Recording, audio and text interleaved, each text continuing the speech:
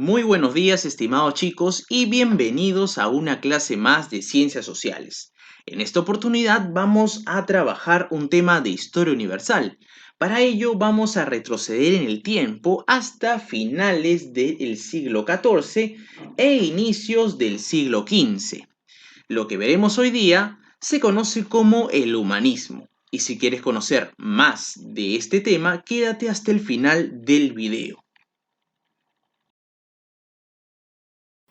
El humanismo es un movimiento cultural y literario presente en la Europa del siglo XIV, XV y XVI, en el que renace el estudio de la Roma y la Grecia clásica, y que resalta el valor de lo clásico por sobre su importancia en el contexto cristiano. El humanismo se conforma como todo un movimiento y se origina en Italia a finales de la Edad Media, cuando personajes tan importantes como Dante y Francesco de Petrarca, como otros, realizaron grandes aportes al descubrimiento y conservación de las obras clásicas. El humanismo tuvo un fuerte impacto en la literatura y el arte. Sin embargo, fue expandiéndose y divulgándose a países como Inglaterra, donde sus influencias llegaron a tomar parte importante, tanto en educación como en la teología, conformándose como una de las causas principales de la Reforma Católica que veremos más adelante. Fue justamente en Inglaterra donde la difusión del movimiento humanista estuvo a cargo de grandes instituciones educativas como las tan afamadas universidades de Oxford y Cambridge.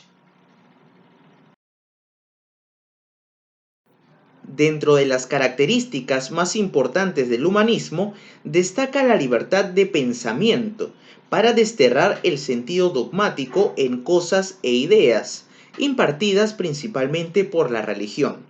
Se exalta además el individualismo, reflejado en la difusión del retrato, en pintura, y de las biografías en literatura, donde, además, se escribía en la propia lengua, y no solo en el latín, que era un lenguaje culto para la época. Otras características del humanismo son, por ejemplo, el gran amor a la naturaleza, a la que se considera fuente de investigación para el progreso de las ciencias, el cultivo de la inteligencia para ejercer el espíritu de crítica, análisis e interpretación, como también la tendencia al estudio de idiomas clásicos o antiguos, valga decir el griego y el latín, a los que se tiene como bases de las lenguas modernas o las lenguas romances. El movimiento humanista se vio favorecido por varios factores, siendo uno de los más importantes la tecnificación de la imprenta. Este logro de Gutenberg permitió el abaratamiento del costo y la difusión de los libros, garantizando la difusión masiva de las ideas humanistas y la aparición del sentido crítico. Como dato adicional, tenemos que recordar que el primer libro impreso de la historia fue la Biblia. Otro de los factores que favorecieron el humanismo vendría a ser la emigración de los sabios bizantinos. Y es que debido a que el imperio bizantino estaba siendo asediado por los turcos, muchos de ellos buscaron refugio en Europa occidental, especialmente en Italia, llevando con ellos textos griegos, promoviendo así la difusión de la cultura, los valores y el idioma griego. Es necesario también hacer una mención al accionar de los mecenas. Los mecenas eran personas muy poderosas que les brindaban a los artistas de la época protección política y grandes remuneraciones económicas. Entre los mecenas más destacados sobresalen la familia de los Medici de Florencia, como Lorenzo di Medici, apodado el Magnífico, y su hermano Giuliano de Medici. También destacan los papas romanos Julio II y León X o la misma reina Cristina de Suecia.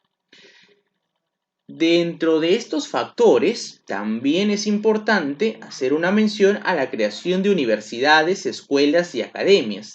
Las universidades y las escuelas del siglo XV contribuyeron en gran parte a la expansión del humanismo por toda Europa. Dentro del grupo de los humanistas destacan aquellos que antecedieron a esta corriente literaria y artística, como lo fueron en su momento Francisco Petrarca, Giovanni Boccaccio y Dante Alighieri. Vamos a iniciar con Francesco Petrarca. Francesco Petrarca, de origen italiano, oriundo de Arezzo, Toscana, fue autor del poema Canto a Laura, dedicado a su amada Laura de Noves. Escribió también el poema África en latín, donde canta las hazañas de Escipión el Africano, héroe romano de las guerras púnicas. Dante Alighieri fue el primero en situar a la antigüedad en el centro de la vida cultural. Su obra principal y muy conocida, por cierto, hasta nuestros días, es conocida como la Divina Comedia. Vamos a conocer a fondo qué es lo que nos comenta Dante Alighieri en esta obra.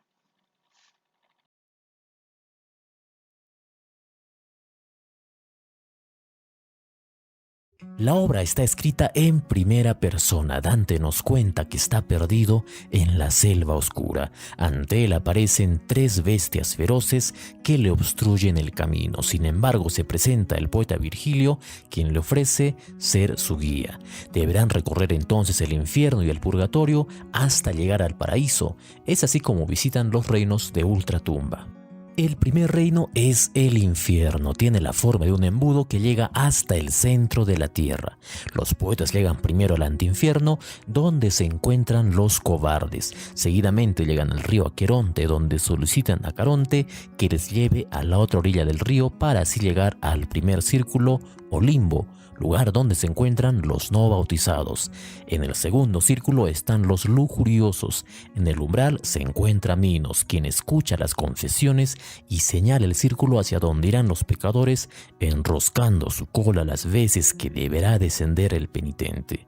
El siguiente círculo es el lugar de los golosos, quienes están en una mezcla de lluvia negra y lodo. El guardián es Cerbero, un monstruoso perro de 3 cabezas. El siguiente lugar es el círculo de los avaros y pródigos. Su guardián es Plutón. Aquí los pecadores se empujan recíprocamente enormes pesos. En el quinto círculo sufren los iracundos en la laguna Estigia, llena de lodo, en la que se embisten y se destrozan. También se encuentran los soberbios y envidiosos. En el siguiente círculo se encuentran los herejes, quienes están en sepulcros ardientes. El guardián del séptimo círculo es el Minotauro. Se divide en 3 jirones donde padecen los violentos contra el prójimo, contra sí mismos o suicidas, y los violentos contra Dios. El guardián del octavo círculo es Gerión. Tiene la cara de hombre justo y honesto, pero el cuerpo de serpiente. Está dividido en 10 fosas concéntricas donde padecen los fraudulentos. Finalmente, en el noveno círculo se encuentran los traidores. Está dividido en 4 fosas. En la fosa judeca se encuentra Lucifer, quien tiene la mayor parte del cuerpo congelado y alas de murciélago. Además tiene 3 cabezas. La principal muerde a Judas, quien grita de dolor. Cuando Dante observa a Lucifer, no puede soportar tan horrible espectáculo. Virgilio aprovecha que Lucifer extiende las alas para cruzar hacia el otro lado. A lo lejos distinguen una montaña que emerge sobre el mar. Es el purgatorio, el cual se encuentra en las antípodas de Jerusalén. El guardián Catón les facilita el paso hacia el antepurgatorio, que se divide en 2 rellanos, el de los negligentes que se arrepintieron a última hora y el de los que no lo hicieron. El purgatorio propiamente dicho está dividido en 7 círculos o cornisas rocosas. Por ellas suben las almas y en cada círculo se purifican de un pecado. Los pecados más graves se expían en los círculos más bajos, empezando con la soberbia. Se continúa en línea ascendente con la envidia, cuyos penitentes tienen los ojos cosidos con alambres. Le siguen la ira, la pereza, la avaricia, la gula, cuyos pecadores están extenuados de hambre y sed. Ya casi llegando al final aparece el séptimo círculo, que es el de la lujuria. Allí se encuentra Guido Guinizelli, célebre poeta toscano a quien Dante considera su maestro. Una vez pasados los círculos, Dante llega finalmente a la cima o paraíso terrenal. Ahora Beatriz será su guía por el reino de los cielos. El primer cielo corresponde a la luna. Allí están quienes no cumplieron sus votos hacia Dios. En el segundo cielo, de Mercurio, se encuentran los espíritus que hicieron acciones buenas mientras buscaban el honor y la gloria. En el cielo de Venus están los que fueron inclinados hacia el amor. El Sol es el cuarto planeta. Beatriz brilla más cuando asciende. Es el cielo de los sabios. Aquí se encuentra Santo Tomás de Aquino. En el cielo de Marte se ubican los que han combatido por la fe. Le sigue Júpiter con los que han administrado rectamente la justicia. Los espíritus forman un águila celestial. Dante sigue ascendiendo al séptimo cielo, el de Saturno, donde están quienes se dedicaron a una vida contemplativa. El octavo lugar lo ocupa el cielo estrellado. Aquí se presentan Jesús y María. En el noveno cielo o cristalino están los coros angelicales cantando el Hosana. Finalmente Dante se halla en el Empirio, lugar donde están los espíritus bienaventurados sentados en gradas semejantes a los pétalos de una delicada rosa. Estos rodean la gloria de Dios, cuya deslumbrante belleza le fue permitida contemplar a Dante gracias a la ayuda de San Bernardo, ya que Beatriz vuelve a ocupar su lugar en torno a Dios. Dante logra finalmente ver los tres círculos de la Santa Trinidad. Giovanni Boccaccio, italiano de origen toscano, fue discípulo de Petrarca y escribió el Decamerón. Esta obra desarrolla tres temas principales: el amor, la inteligencia humana y la fortuna. Los diversos cuentos de amor en el Decamerón van de lo erótico a lo trágico. Son relatos de ingenio, bromas y lecciones de vida. Además, tenemos que recordar que más o menos la obra comienza con una descripción de la peste bubónica, la epidemia de peste negra que golpeó a Florencia en 1348, lo que da motivo a que un grupo de 10 jóvenes, 7 mujeres y 3 hombres, huyan de la plaga y se refugien en una villa a las afueras de Florencia, dando inicio a las narraciones pintorescas que va a redactar Giovanni Boccaccio.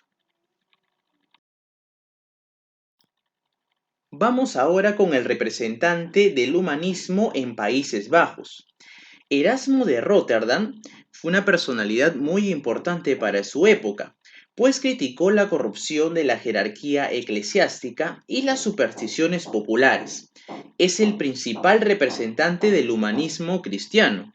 Tuvo mucha influencia en las reformas religiosas que se dieron en sus territorios. Solo utilizó el latín en sus libros. Su obra más importante es conocida como El Elogio de la Locura, obra donde criticaba la guerra, la avaricia, la intransigencia, la incultura de su tiempo y los defectos sobre todo de la Iglesia, aunque sin separarse de ella. Esta obra se la dedicó Erasmo de Róterdam a su amigo Tomás Moro, del cual vamos a hablar en instantes. El inglés Tomás Moro desempeñó un papel importante en la vida política.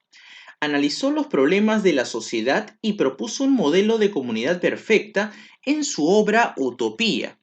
Utopía es una comunidad pacífica que establece la propiedad común de los bienes, en contraste con el sistema de propiedad privada, y la relación conflictiva entre las sociedades europeas contemporáneas a Moro. A diferencia de las sociedades medievales en Europa, las autoridades en Utopía son determinadas mediante el voto popular, aunque con importante diferencia respecto a las democracias del siglo XX.